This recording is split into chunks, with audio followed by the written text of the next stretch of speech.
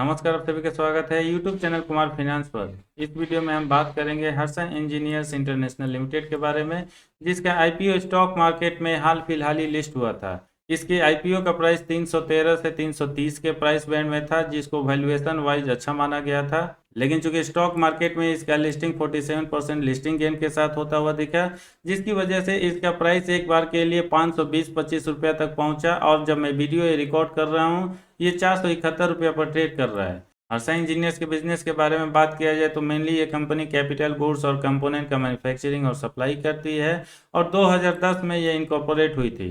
Current time में ये company brass, steel and polymers, cakes और स्टाम्प्ड कंपोनेंट्स का मैन्युफैक्चरिंग करती है। और इन सारे प्रोडक्ट का मैन्युफैक्चरिंग यूनिट इस कंपनी के पास एशिया, जिसमें इंडिया और चाइना है, और यूरोप है, जिसमें रोमानिया है। क्या इस शेयर को करंट मार्केट प्राइस पर बाई करके फ्यूचर में अच्छा रिटर्न पाया जा सकता है? क्योंकि बहुत सारे लोग ऐसे होंगे जो इस आईपीओ के लिए अप्लाई तो किए होंगे, लेकिन उनको एलोकेशन नहीं मिला होगा। जब इसका आईपीओ मार्केट में आया था, उसका वैल्यूएशन 22 या 23 के आसपास आका गया था। लेकिन जिस तरीके से इसका मार्केट में लिस्टिंग हुआ, उसके बाद से इसका करंट मार्केट पी आपको 46-47 के आसपास देखने को मिलेगा। क्या इस शेयर के लिए सही वैल्यूएशन है? क्योंकि इंडस्ट्री पी अभी भी आपको 24 के आसपास चलता हुआ दिखेगा। और इस कंपनी का प्रोस्पेक्ट आने वाले टाइम में कैसा बन रहा है, ये पूरा डिटेल है इस वीडियो में हम जाने। उसके पहले मैं आपसे कहना चाहूँगा, अगर आप नए हैं इस चैनल पर या अब तक आपने इसको सब्सक्राइब नहीं किया है, चैनल को सब्सक्राइब करके बेल आइकन का बटन जरूर प्रेस करें, ताकि फ्यूचर में आने वाले वीडियो का नोटिफिकेशन आपको मिलती रहे। दोस्तों, हर्षा इंजीनियर्स करंट टाइम में स्मॉल कैप की कंपनी है। मार्केट कैप इसका 4,283 करोड़ है और इसका शेयर प्राइस करंट टाइम में 46.59 के मल्टीपल पर ट्रेड कर रहा है। अर्निंग पर शेयर इसका 10 रुपया है, जबकि प्राइस टू बुक वैल्यू 3 है। आरओई हो या आरओसी हो, इसका अच्छा माना जा सकता है इंडस्ट्री के कंपैरिजन में, क्योंकि करंट टाइम में ये 20 और 18 के आसपास चल रहा है। ऑन एवरेज पिछले 3 सालों का डेटा देखा जाए तो इसका रिटर्न ऑन इक्विटी 14.94% रहा है, आरओसी 14.62%, रिटर्न ऑन एसेट 5.66%, जबकि नेट प्रॉफिट मार्जिन 4.88% है। ओवरऑल इसके 3 सालों का परफॉर्मेंस जो ऑन एवरेज रहा है, इसको हम अच्छा मान सकते हैं, क्योंकि इंडस्ट्री पी के कंपैरिजन में ये ठीक ठाक है। ओवरऑल इसके ग्रोथ को समझने के लिए अगर हम इसके पिछले 5 सालों के डेटा पर नज़र डालें तो आपको रेवेन्यू ग्रोथ आपको 8.63% नजर आएगा, पिछले 3 सालों में 120.95%, जबकि पिछले एक साल में ये 51.24% रहा है। यानी पिछले 3 साल का ग्रोथ इसका सबसे अच्छा रहा है, क्योंकि ये 100% के ऊपर जाता है। और पिछले एक साल के परफॉर्मेंस को भी हम काफ़ी दमदार मान सकते हैं, क्योंकि ये 50% के ऊपर चल रहा है। बुक वैल्यू ग्रोथ आपको इस पीरियड में कम होता हुआ दिखेगा, क्योंकि पिछले 5 सालों में निगेटिव 3.32% रहता है।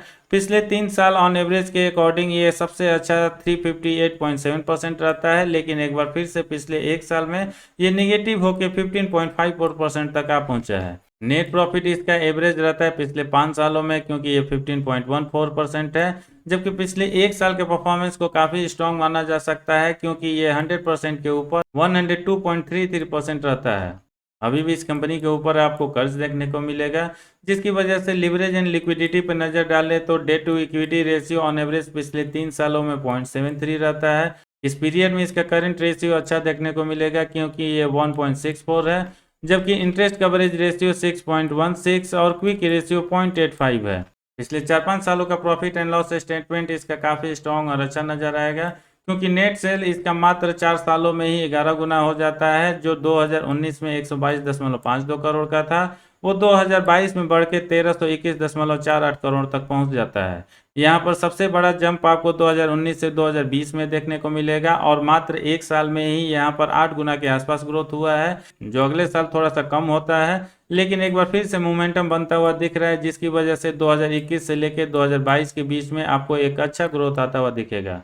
ऑपरेटिंग प्रॉफिट जो इस कंपनी का 2020 एनुअल रिपोर्ट में निगेटिव 30.40 था, अगले एनुअल रिपोर्ट में 78.30 करोड़ होता है, और फाइनली 2020 एनुअल रिपोर्ट में ये बढ़ के 117.70 करोड़ तक जा पहुंचता है।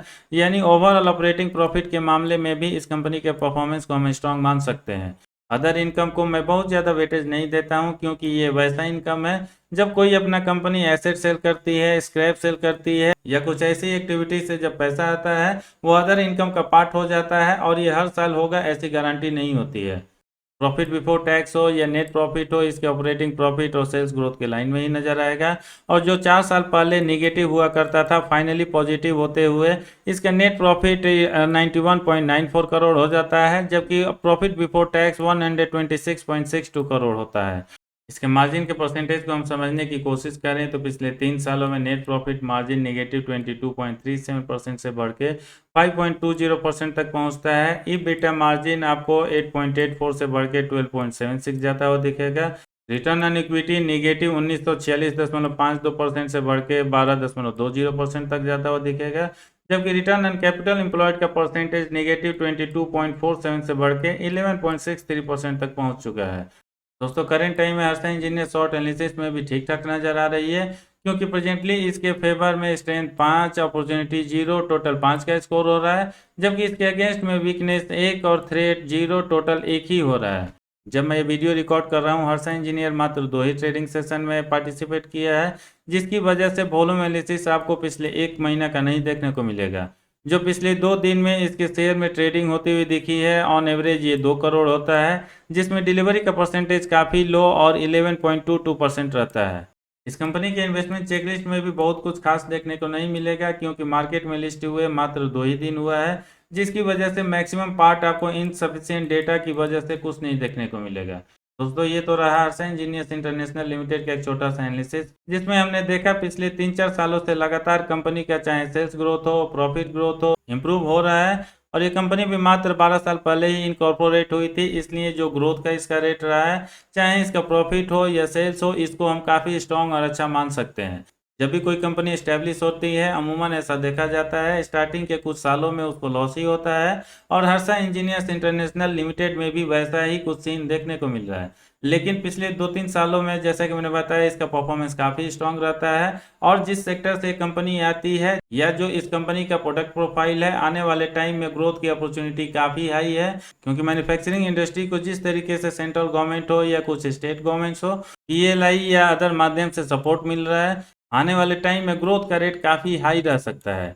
इसलिए हर्षा इंजीनियर्स इंटरनेशनल लिमिटेड का फ्यूचर जो मुझे नज़र आ रहा है काफ़ी स्ट्रॉन्ग और अच्छा रहने वाला है। इसके मैनेजमेंट के बारे में भी मैंने स्टडी किया, वो भी काफ़ी नीट एंड क्लीन माने जाते हैं। लेकिन जो करंट टाइम में नेगेटिव पॉइंट्स इस कंपनी और शेयर के बारे में देखने को मिल रहा है, क्योंकि ये शेयर ऑलरेडी बहुत ऊपर की तरफ जाकर स्टॉक मार्केट में लिस्ट हुआ है, इसकी वजह से इसका PE रेशियो थोड़ा सा हाई चल रहा है। और अगर इसका कंपैरिजन इसके PE से करके देखें तो अभी भी कह सकते हैं कुछ कंपनीज के मामले में इसका स्टॉक PE कम है, लेकिन जो बहुत सारे एस्टेब्लिश्ड कंपनी हैं उनके कंपैरिजन में थोड़ा सा ये बढ़ता हुआ दिख रहा है। दूसरा निगेटिव पॉइंट है, कंपनी के ऊपर अभी भी काफ़ी कर्ज बना हुआ है, जिसकी वजह से इसका डेट टू इक्विटी रेशियो 0.73 है।